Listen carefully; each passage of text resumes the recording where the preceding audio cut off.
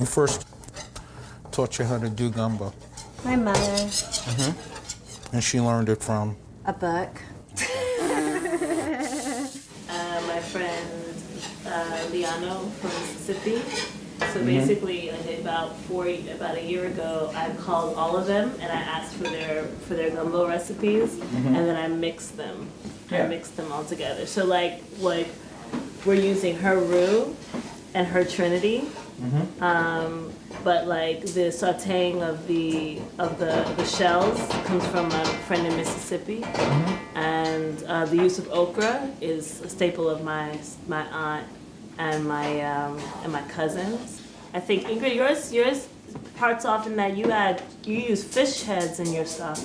I use fish heads, shrimp shells, and vegetables from the Trinity, and I cook it overnight. But you know, okay, so the folklore, right? Well, not even the folklore. Actually, when I went to Togo several years ago, I wanted to get okra stew, right? Because in Ghana, okra stew is like a really important like dish that I love, right? But obviously Ghana is Anglophone and Togo is Francophone.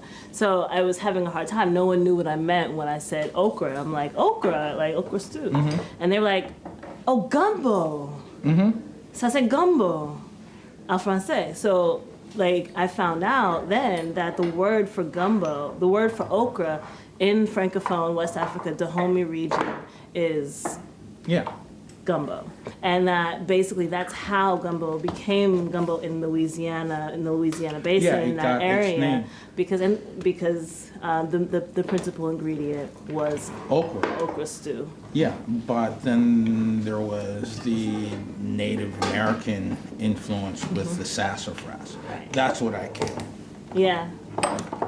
And I was just curious. The reason why I brought that up, I was just curious if the two of you had the okra gumbo fillet. Well, Ingrid and I completely have. No, we just have an argument about how to make gumbo because I actually did ask. Like I'm using partially her recipe, but then she's like, "Well, I don't make it like that," and I'm like, "What's gumbo without okra?"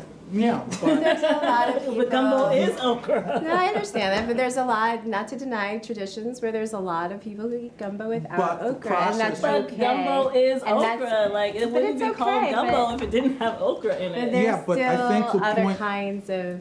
There's lots of kinds of gumbo, and I There want to honor are that. different. I do. Would you like to weigh in on this discussion? We always use I think the idea of gumbo, the metaphor, okay, is that it's a stew that combines a lot of different elements, a lot of different cultural elements, and blends them.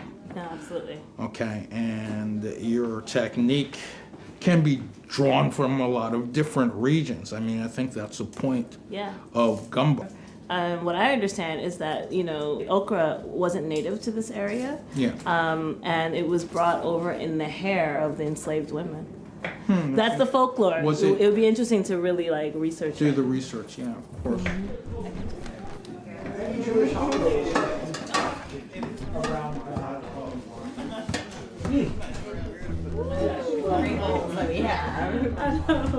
I ain't planning on this dinner party.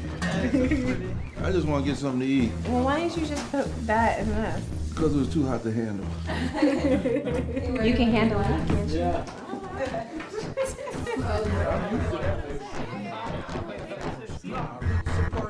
Part of the story is that the Irish were in natural service in this country. Oh, yeah. And this was amazing. Call me and tell me what you think of the magazine. Yes, baby. Okay. I'll see you on Facebook or something. Look for me somewhere else. Free. That's why you gotta make me that mixtape with the free song. Oh yeah, I got you. Bye-bye. Down. What happened